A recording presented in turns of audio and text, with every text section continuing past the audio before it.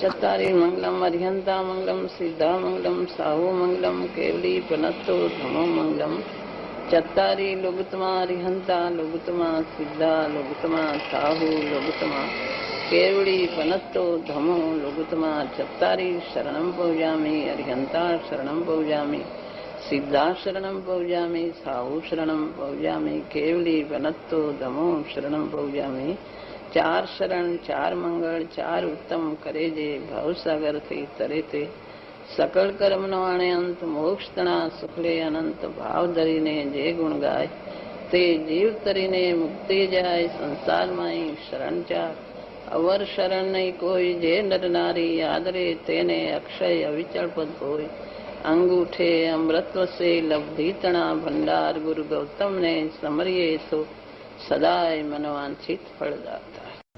सम्यक दर्शन केवल ज्ञान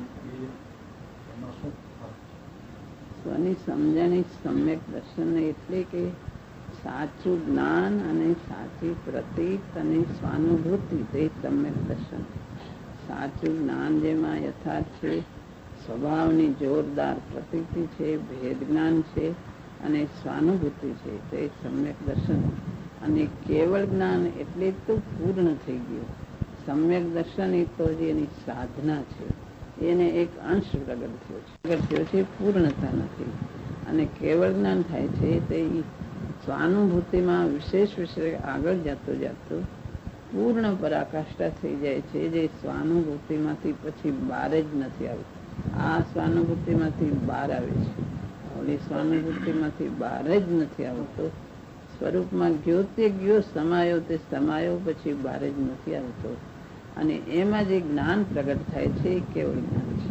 અને એ જ્ઞાન એવું છે કે પોતાના સ્વભાવમાં રહીને જોવા નથી જતો, જાણવા નથી જતો, કાંઈ બહાર કરતો નથી, પોતે સ્વરૂપમાં સમાઈ જાય છે. તો પણ એ સ્વભાવમાં રહ્યા લોકાલોકને એક સમયમાં જાણી શકે એવી કોઈ અપૂર્વ શક્તિ અને અપૂર્વ જ્ઞાન પ્રગટ થાય છે. પોતાને જાણી લે છે, બીજાને જાણી લે છે, કલ્પના કર્યા વગર, વિકલ્પ વગર. જે જાણવાની ઈચ્છા નથી, સ્વરૂપમાં સમાઈ ગયો છે. એમાં જે જ્ઞાન પ્રગટ થાય કેવળ જ્ઞાન પૂર્ણ થઈ ગયો, પછી કઈ એને કરવાનું રહેતું નથી. સ્વરૂપમાં સમાઈ ગયો તે સમાય જ ગયો, એને વિતરાગ થઈ ગયો, એ કેવળ જ્ઞાન. અને સ્વાનુભૂતિ થઈ એ તો એક અંશ છે, એ સ્વાનુભૂતિમાંથી બહાર આવે છે, એને વિકલ્પ આવે છે. પણ આત્મા જુદો જુદો રહે છે, આત્મા જુદો રહે છે. અને વળી વારંવાર એની સ્વાનુભૂતિ થાય છે, એની દશા પ્રમાણે બહાર આવે છે. એ દશા જેને હોય સમ્યક દર્શન છે. એ તો ગ્રસ્તાશ્રમમાં પણ હોય, એની અંતરમાંથી સ્વાનુભૂતિ થાય, પણ અંદરથી ન્યારો નિર્લેપ રહે છે. આ તો મુનિ થઈ જાય છે, એને કેવળ જ્ઞાન. મુનિની દશામાં આવે, વારંવાર સ્વાનુભૂતિમાં લીન થાય, એવી મુનિ દશામાં કેવળ જ્ઞાન થાય, બસ બહાર ના આવે એવું થઈ જાય. હજી મુનિ છે તોય સાધના છે, પણ કેવળ જ્ઞાન જયારે થાય તો પૂરું વિતરાગી ભગવાન કહેવાય છે. જે ભગવાનને જાણે તે પોતાને જાણે કહેવાય છે. ભગવાન પોતે કેવળ જ્ઞાન થાય એટલે ભગવાન થઈ ગયા. વ્યવહારિક કાર્યોમાં ના આવે. શરીરધારી હોય પણ સ્વરૂપમાં સમાયેલા હોય. વાણી છૂટે તો ઈચ્છા વગર છૂટે, સહેજે છૂટે, વ્યવહાર કાર્યોમાં ન આવે. એની નાશાગ્ર દ્રષ્ટિ હોય, કોઈ સામું જોવે નહીં, અંતરમાં સમાઈ ગયા. એની ચાલ જુદી હોય, એની બોલ જુદી હોય, બધું જુદું હોય. એ સ્વરૂપમાં ને સ્વરૂપમાં એ બોલવામાં જુદું લાગે, આ જગતથી જુદા છે. અને ચાલ જુદી હોય કે એ કઈ ઈચ્છા વગર સહેજે ચાલતા હોય, એ જુદું જ હોય. એ ભગવાન કહેવાય છે. ભગવાન અને આ જગત એ બી કઈ અલગ વસ્તુ છે? અલગ છે. ભગવાનની વસ્તુ તો આ બધા વસ્તુ અનંત વસ્તુ છે જગતમાં. ચૈતન્ય ભગવાન તો જુદું છે, એ વસ્તુ જ જુદી છે. ભગવાન અને વસ્તુ એક નથી થઈ જતી. ભગવાનનું જગત નથી. જગત જગતનું છે ને ભગવાન ભગવાનમાં છે. જગત બધા અનાદિ અનંત છે. ભગવાન જગતમાં આવે છે. ભગવાન જગતમાં આવતા નથી, ભગવાન જગતથી ન્યારા છે. જગતની અંદર જે જીવ છે પાછો ભગવાનમાં તો જાય છે. હા, જગતમાં ભગવાન થાય. જગત એટલે ભગવાન. જગત એક જગતની વસ્તુ કહેવાય. ભગવાન એટલે જગતના ભગવાન કહેવાય, પણ ભગવાનની જગત એક નથી થઈ જતી. ભગવાન જુદા રહે છે, વસ્તુ જુદી રહે. ભગવાન જગત એટલે ભગવાન લોકમાં છે, પણ ભગવાનની જગત એક નથી થઈ જતી. ભગવાન અંતરમાં તો અંદર અલૌકિક દર્શન એવું લાગતું છે જગતને જુદું છે. એની જુદી લાગે છે. હા, ભગવાનને જુદું લાગે. જગત ને ભગવાન બધું જુદું છે, વિકલ્પ જ નથી, પણ જુદા છે. ભગવાન પોતે પોતાના વેદનમાં છે, જગતને વેદતા નથી. ભગવાન એનાથી જુદા છે. વાણી છૂટે, વાણી. હા, વાણી તો પરને માટે છૂટતી છે.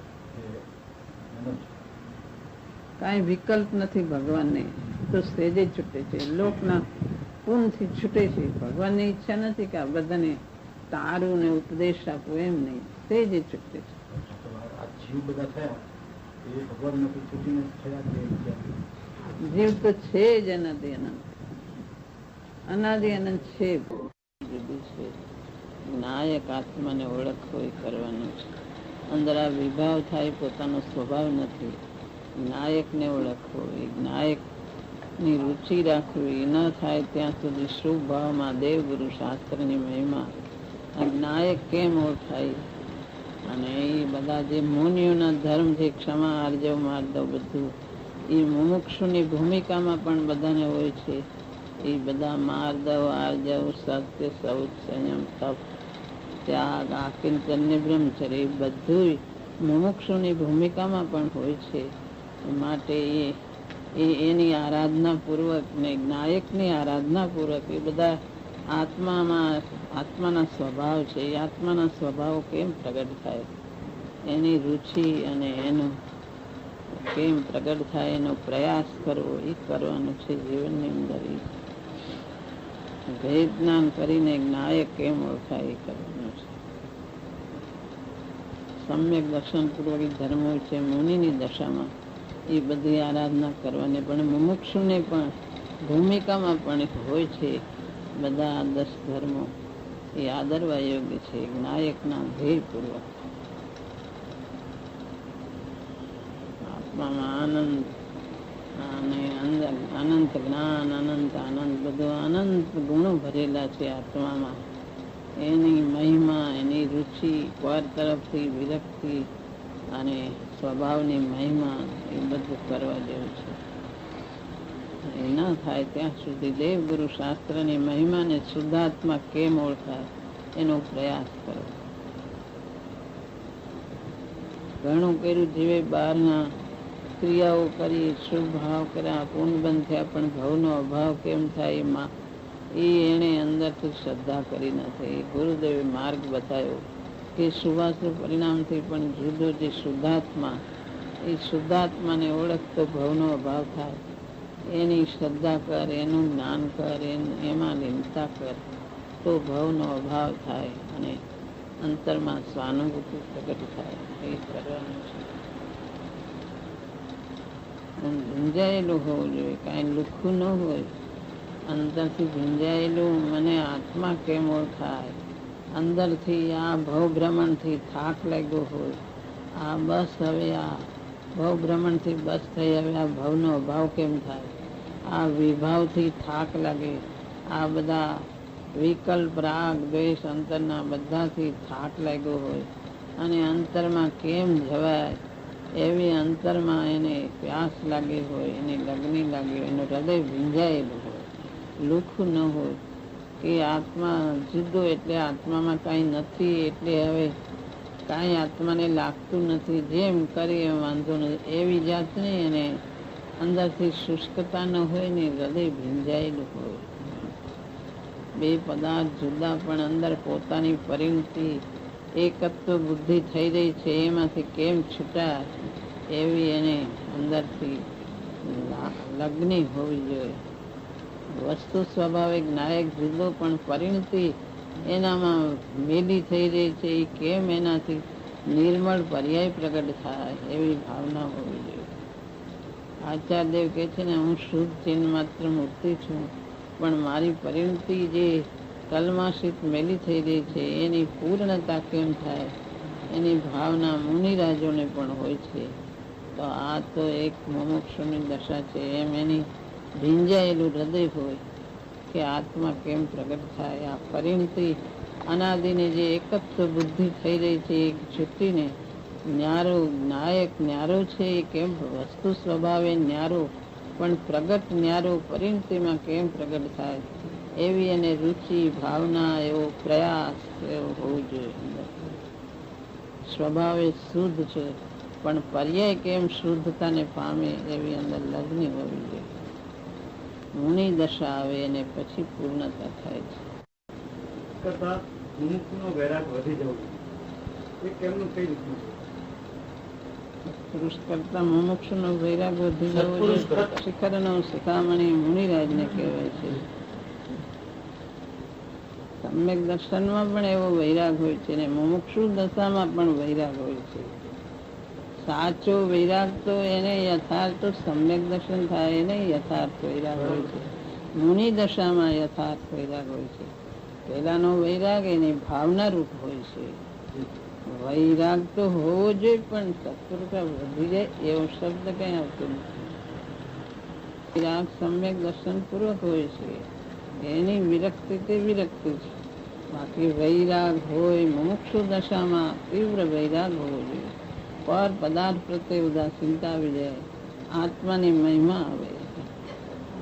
ઉદાસીનતા મુમુક્ષુ દશામાં હોવી જોઈએ. પાત્રતામાં હોવી જોઈએ. ત્યાગ વિરાગના ચિત્તમાં થાય ને તેને જ્ઞાન. ત્યાગ વિરાગ જેના ચિત્તની અંદર નથી, જેના મનની અંદર ત્યાગ ને વૈરાગ નથી એને જ્ઞાન થતું નથી.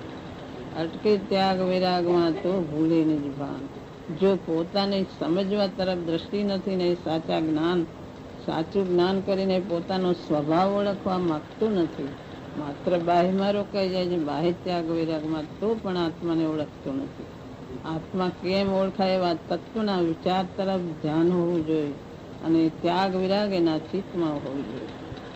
ત્યાગ વિરાગ મુમુક્ષુની ભૂમિકામાં હોવા જોઈએ. નહીતર એ લુક કાંઈ આત્માને લાગતું વળગતું નથી. આત્મામાં ક્યાં કાંઈ છે એવું લુખાશ હોય તો આગળ વધી શકતું નથી. અને ત્યાગ વિરાગ એના ચિત્તમાં હોવું જોઈએ ને તત્વ ઉપર દ્રષ્ટિ હોવી જોઈએ. સાચા જ્ઞાન ઉપર એની દ્રષ્ટિ હોવી જોઈએ ને એવા વિચાર હોવા જોઈએ. બધું સાથે હોય તો આગળ જાય છે. બહારથી કેટલું છોડી શકે નહીં. ત્યાગ વિરાગ એના હૃદયમાં હોવું જોઈએ. એનું હૃદય ભીંજાયેલું હોવું જોઈએ. બધાથી ચિત્તમાં વૈરાગ અને વિરક્તિ એનું ચિત્ત ન્યારું હોવું જોઈએ. ગુરુદેવે ઘણો ઉપદેશ આપ્યો છે અને ભગવાનની વાણીમાં પણ આવે છે. કરવાનું તો પોતે જ છે. ઉપદેશ તો 80 ધારા જેવો છે કે જો પોતે તૈયાર થાય તો ભેદ જ્ઞાન થઈ જાય. 2 ટુકડા થઈ જાય. આત્મા જુદો ને નાયક જુદો ને વિભાવ જુદો. ભેદ જ્ઞાન થઈ જાય. 80 ધારા જેવો એવો છે ભગવાનનો. અને ગુરુદેવનો પણ એવો હતો કે વારંવાર આત્માનું સ્વરૂપ બતાવતા હતા. સૂક્ષ્મતાથી સ્પષ્ટ કરીને પોતે કરવાનું તો પુરુષાર્થી પોતાને જ કરવાનું છે. આત્માને ઓળખવાનો નાયક જુદો, વિભાવ સ્વભાવ પોતાનો નથી. શરીર જુદું, બધું જુદું. ભેદજ્ઞાન કરીને અંતરમાં પોતે પુરુષાર્થ કરે તો થાય એવું છે. કાંઈ બહારથી થતું નથી, અંતરમાંથી થાય છે. એ ન થાય ત્યાં સુધી સ્વભાવમાં દેવગુરુ શાસ્ત્ર ને અંદરમાં શુદ્ધાત્મા કેમ હોય એનો પુરુષાર્થ વારંવાર ન થાય ત્યાં સુધી નાયકને ઓળખવાનો પ્રયાસ. હું નાયક છું એ સિવાય બીજું કાંઈ મારામાં નથી. હું તો જાણનાર એક તત્વ, કોઈ અપૂર્વ અનુપમ તત્વ છું. નાયક નાતા હું જગતથી જુદો ઉદાસીન નાતા. નેયો તે મારું સ્વરૂપ નહીં, હું તો એનાથી જુદો છું. એમ એના દ્રવ્ય ગુણ પર્યાય, પરદ્રવ્યના દ્રવ્ય ગુણ પર્યાય એ બધું સમજીને જુદો પડે તો થાય. પુરુષાર્થ કરે તો થાય. પુરુષાર્થ વગર કાંઈ થતું નથી. પુરુષાર્થથી બધું થાય છે. એટલી અંદર લાગવી જોઈએ સંસારથી એને રસ ઉતરી જવો જોઈએ, અંતરમાંથી રુચિ લાગવી જોઈએ, એટલી લગ્ની લાગવી જોઈએ, ક્યાંય ચેન પડે નહીં આત્મા વગર, નાયક વગર, એવી અંતરમાં ભાવના થવી જોઈએ તો થાય. એવો અસીધારા જેવો ઉપદેશ તો ભગવાનનો છે ને ગુરુદેવનો પણ એવું જ હતું. હે માતાજી, અમારે હિંમતભાઈ ત્યાં વાંચવા એમણે કીધું કે અતિન્દ્રિય આનંદનો સ્વાદ કેવો આવે છે તે તો તમે માતાજી પાસે જઈને પૂછજો તો એ તમને બતાવશે. તો આ હવે અતિન્દ્રિય આનંદનો સ્વાદ કેવો આવે છે આ બતાવવા વિનંતી છે. એ કઈ વાણીમાં આવે એવું છે, એ તો આત્મામાં જે સ્વાનુભૂતિ થાય એમાં એ ઓળખાય એવો છે. એ કઈ વાણીમાં આવે એવું નથી. એ તો મનથી, વચનથી, બધાથી જુદો અગોચર છે. સ્વાનુભૂતિમાં એનું વેદન થાય એવું છે. બાકી એના તો એને ઓળખાય, એના લક્ષણ બતાવાય, બાકી કઈ દેખાડાય એવો સ્વાનુભૂતિનો સ્વાદ કઈ નથી. બધા જે ઇન્દ્રિયોથી પર અતિન્દ્રિય છે, જે બહારમાં એનું કોઈ જેને મેળ નથી, કોઈ સાથે એનો નમૂનો કે એનું દ્રષ્ટાંત નથી, એવું જે આખું સ્વરૂપ તો એ અંદર જાય, એને જાણવાની ઈચ્છા થાય, એને કુતૂહળતા થાય તો અંદર જાય. ગુરુદેવ કહેતા હતા કે શાસ્ત્રમાં 6 મહિના વારંવાર એની ધૂન લગાવ અને તીવ્ર એની જિજ્ઞાસા કરીને વારંવાર તીખું અંદરથી પુરુષાર્થ કરતો એની સ્વાનુભૂતિ થાય. બાકી કઈ વાણીમાં આવે એ તો વચનથી, મનથી, બધાથી અગોચર છે. એ તો આત્માનું સ્વરૂપ આત્માથી ઓળખાય ને આત્માથી વેદનમાં આવે. નાયક નાયકથી ઓળખાય, નાયક નાયકથી વેદનમાં આવે. એ તો અનુપમ મને કોઈ અપૂર્વ છે. એ કઈ વાણીમાં આવે એવું સ્વરૂપ નથી. પણ ગુરુદેવ કે છે, આચાર્યો કે છે, સ્વાનુભૂતિનું સ્વરૂપ કોઈ જુદું છે, એની તું મહિમા કર, એનો વિશ્વાસ કર, દ્રઢતા કર, વિચારથી નક્કી કર કે કોઈ જુદું શાંતિ કોઈ તત્વમાં અપૂર્વ જે પોતે સુખ સુખ કરી રહ્યો છે એ સુખ સ્વરૂપ પોતે જ છે. જે બહારમાં જે આશ્ચર્ય માની રહ્યો છે, બહારમાં એ આશ્ચર્યનું સ્વરૂપ આત્મામાં છે. એ આશ્ચર્યનું પિંડ અને આનંદકારી તત્વ છે એ પોતે જ છે. એ જે બહારમાં આરોપી રહ્યો છે એ સ્વભાવ એનો છે, બહારમાંથી ક્યાંય નથી આવતો. બહારમાં જોવે તો એટલી આકુળતા ભરી છે. એ આશ્ચર્યકારી ને આનંદકારી તત્વ પોતે જ છે એમ તું નક્કી કર તો એ અનુભવમાં જણાય એવો છે, એ બહારથી જણાય એવો નથી. ગઈકાલે અમારી હિંમતભાઈ માતાજીનો 412 નંબરનો બોલ્ડ હતો, મરણ તો અવશ્ય આવવાનું જ છે. એવા ભાવ વિભોર થઈ ગયા કે શુદ્ધ આત્મા ઉપાધિ છે. તો આવવાનું છે, મરણ તો અવશ્ય આવવાનું છે. જન્મ મરણ તો સંસારમાં છે. મારે આત્મા જ શાશ્વતો છે. મારે આત્માનું જ મનુષ્ય જીવનમાં કરવાનું છે, બીજું કાંઈ નથી. સારભૂત જગતમાં હોય તો એક આત્માનું પ્રયોજન, મારે બીજું કાંઈ પ્રયોજન નથી. કોઈ સાથે મારે પ્રયોજન નથી, એક આત્માનું પ્રયોજન. જીવનમાં કાંઈ પ્રયોજન હોય તો મારે દેવગુરુ શાસ્ત્રનું અને એક આત્માનું પ્રયોજન હોય, બીજું કાંઈ પ્રયોજન નથી. જન્મ મરણ કરતા કરતા મનુષ્ય મળે એમાં એક આત્માનું સ્વરૂપ ઓળખી લેવા જેવું છે, જેથી ભવનો ભાવ થાય. નાયક એ જ્ઞાતા તત્વ કેમ ઓળખાય જે અપૂર્વ છે, બસ એ જ શાશ્વત છે.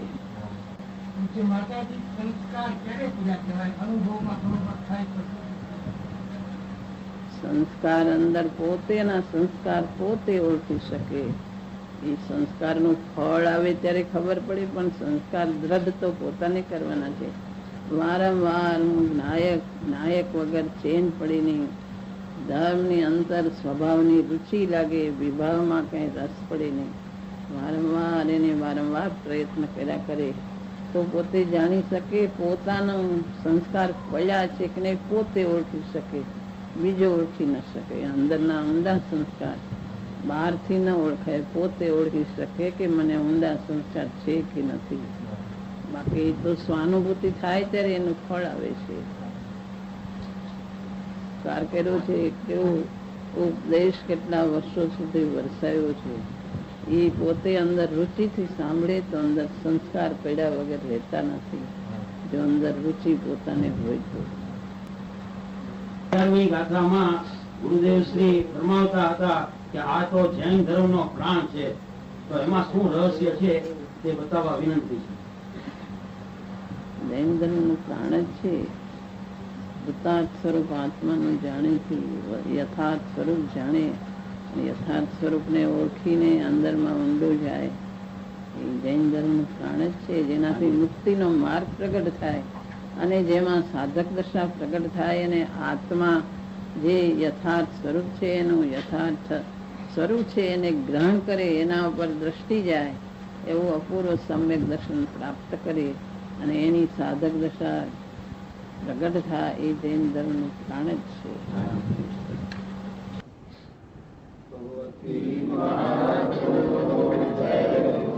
માતાજીની અમૃત વાણી.